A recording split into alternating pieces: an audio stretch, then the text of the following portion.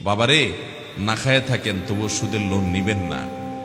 ব্যবসা একটু ছোট থাকুক, সুদের লোন নিয়ে ব্যবসাকে বড় করবেন না। আমি জানি যে অনেকের কাছে আমার এই কথাগুলো শেকেলে হবে, আমি খুব ভালো করে বুঝি। এই পৃথিবীটা সুদের উপরে দাঁড়িয়ে আছে। বড় বড় ব্যবসায়ী যারা সুদি কারবার ছাড়া তারা ব্যবসা করতে পারেন না, কঠিন হয় আমি জানি।